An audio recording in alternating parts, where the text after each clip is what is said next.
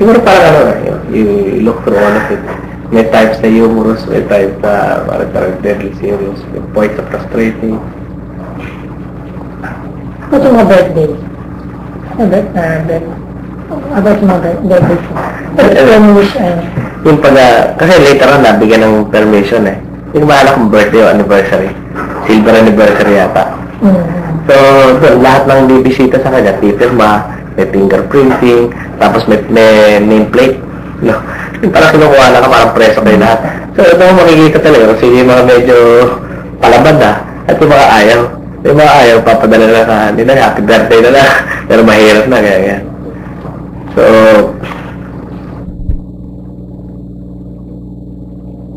grade school ako eh. Nung nakalabas siya, college na ako siguro rin eh. Di isang araw, yung tatapos yung bisita, binigay siyang passes eh, mahaba-haba rin. I mean, for us, no? Mahaba rin yung 10 days siguro. So, itong passes na ito, nung natapos na yung mga kausap niya, siguro mga 2 in the morning, 1:30, mga 12:30, noong unang araw. Binakita niya ako, oh, gising ka pa yun, tulog ka na. Sabi ko, kailangan yata magkaroon kami ng adjustment. Wala naman, sabi ko, parang presyo ko, tatay ko na umalis, talagang batang musmus pa ako, no? Nung bumalik, ako, college na ako, pag-graduate ako, malapit na ako magtrabaho. Ang thinking niya, grade school pa rin. Ano pa rin, hindi grabe ko. Hindi ginawa ito sa bagay. Pagyawa na mag-a-adjust na ako rin natin. Pero ang hirap na ano na, hindi mo tutusin. 7 years at 7 months ng buhay mo, nawala eh. Pero parang Rick Van Winkle eh. Ibang-iba na yung sitwasyon pag lakas mo. Pero di pa masunod. Ano ang usual celebration ng birthday? Yung ano. Kasi ang tatay ko, basically, basta may taong kausap, happy. Yun ang happiness. Happiness na yun. Kaya, nung nasa Boston kami, doon talaga na ano na, kailangan talaga. Parang kami tatlo raw. Ako, si Chris, at ang daddy ko. Kailangan pag birthday, maraming tao. Parang gano'n. Obviously, mas konti nung nasa state, no? Pero like nung kanyang nagkakaman, nanalo sa senador eh, tatlo yatang gabi sa bahay. Yung leaders, yung staff, yung colleagues, yung mga kababayan mo, lahat ng papasalamatan. So, siguro maski nung nasa Bonifacio naman, so may handaan, maski pa paano nun. Kaya lang lahat ng bisita, ibaba dessert, may fingerprint ka, pirma ka ng logbook, may photograph ka. Yung, okay, yung ano nun eh. Mag-aayos siya, siyempre. Frequent time sa mga bihis. Bihis talaga. Yung dulanti sa yung mga boss jacket niya na safari suit. Tapos miss ko yung time ng mga hearings kung meron mga funny mo, happy mo. Siguro paano ba ito? Siguro sa amin di ba? In any situation, pag nagiging umabot ko sa age of puberty, nagkakaroon na readjustment yung pamilya na, di ba paano? Kami medyo mas mahirap na konti siguro to a degree. Dahil yung tatay namin may appointment bumakita eh. Di ba? Yung kailan kay papayagan. Yung nandun yung pressure. Siguro yung happy mo. Pero lalo nung mas may edad na ako, makunti, no? After yung time na talagang dinawa ko na yung tatanong ka, saan ba ako pupunta? Ano bang mangyayari sa buhay ko? Ano bang gusto ko mangyari? Doon na, parang magkaroon kaming tension ng tatay ko talaga. Pero still, yung time na palis siya, wala namang habilin eh. Nung tutusin, no? Yung honor, ito gagawin mo, ito mangyayari. Wala ganun. Parang nagkatinginan lang kami pagdating ko sa airport. Tapos tumangusat, kirinto ko na sabi niya, parang bang alam mo na kung ano. Ako, okay. Yung tumawag na rin ako, ayos. Ang palit ko siya pabalik ka dito. Hindi ko walang by action lang. Siguro, before that, nagkakadiskusura na kami. Pero wala kang nag-promotion, wala kang parang namin. Hindi, yung day na yung mismo, ano. Kasi patag eh, akit ka ng driveway. Naglalakad ako. Hindi naman, wala naman noon, hindi naman may yelo. Hindi ako nadapa, nawala na ako coordination. Tatawa, dahil yung sa bahay pa lang. Hindi ako, kulang ako ng tulog ng araw rin dahil ito na, no, uuwi na eh. Lahat ng pinagising mo. Dahil ako against eh. Yung going home. Relax sa akong family, diba? Parang, pero syempre, kasi kami nasanay na tatay ko, boss talaga eh. Pero, ang feeling ko naman, always ina-encourage yung opinion nyo. Pag-usapan natin lahat eh.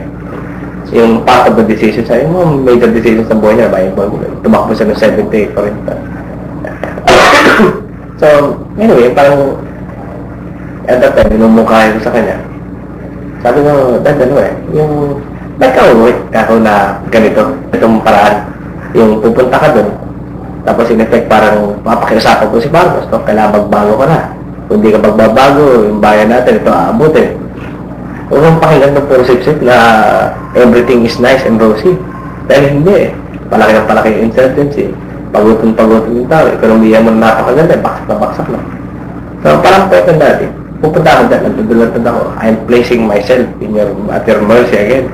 At anong pwede na, sabi niya? Para ano lang, no? Yung pakita ko sa ila. Yung kumbaga, nag-away, darating ka, papakita ko, hindi ako threat. Mag-usap tayo ng matino. Parang mature, sensible individuals, reasonable. Para may mangyari para sa bayan. Tapos yung sabi ko, bago siya makinig sa'yo, ako hindi ba, kasi ako siguro mas mapasok sa pamilya. Parang hindi ba mas maganda eh, let's bargain from a position of strength. Kaya samahan kita na dumaan tayong backdoor. Pag yung medyo, kailangan, hindi na yung, parang ang point ko, bakit mo aasahan si Marcos na magkakaroon ng magandang loob? Di ba? Parang hindi synonymous yun eh. Yung parang, bakit mo pagtitiwalaan pa rin yung taong yan na magiging reasonable man lang? Hindi. Wala sa ugali niya yun eh. Wala sa pagkatao niya yun eh. Pero pwede mo siyang gawing reasonable kung nando ka sa position of strength. Kailangan ka ng pakinggan. Gano? Sabi ko baka yun ang mas maganda solusyon. Pero sabi niya, ano mangyayari no? Confrontational kagad. Maski sino naman manalo eh. Sabi niya, sunod yung mamanahin mo. Ang dami mapipinsanan, ang dami masasaktan. Tama ba naman yun? Hindi yata yun ang tama. Sabi. Ito na yung uling pagkakataon eh. Pero sa akin nga, tatay ko to eh. Hirap naman na eh. Parang papasok ka ng isang swimming pool siguro, puro buhaya. Tsaka puro mga sak na gutom. No? Tapos eh, pupunta ka doon eh. Sabi mo, pag-usap, yung bibigyan ng pagkakataon ng maging matinong tao, makipag-usap. Eh, ayaw na, di ba? So, yun. Parang mga mawawala sa natin. Siguro lalo na yung last 2 weeks, madarating. Yun na yung huwag ka umuwi. Eh, susunod naman, may umuwi ka. Kailangan ka namin. Kailangan ka, pero huwag ganito. Yung laki ng intention eh. So, by that time, parang kasi rin eh, ayaw na namin guluhin lalo yung isip niya. Calling eh, lang yung duty, responsibility. Originally siya ng Pauwi, so dapat kasama kami ni Chris eh. Pero dahil si Chris magtutuloy ng pag-aaral, parang gano'n na, hindi sa Pilipinas na. Tapos actually separate flights kami, parang ganun rin. Dahil binigyan rin ako, baka meron aangat dyan na baka confuse. Baka makatulog rin. Tapos ang bandang dulo, sabi lang kami, alam nyo, yun kung pwede, may iunat ng dalawa.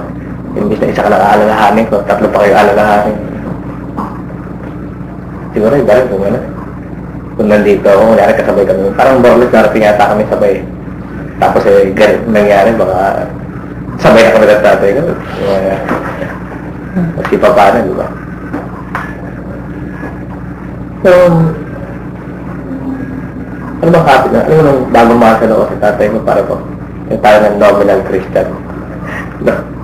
Pero nung pagdating sa pananaw ng kagipitan talaga, na-discover talaga ito sa Cristo. Talaga nag-deepen yung religiosity ko kayo. Bandang dulo, ganun na yung perspective eh.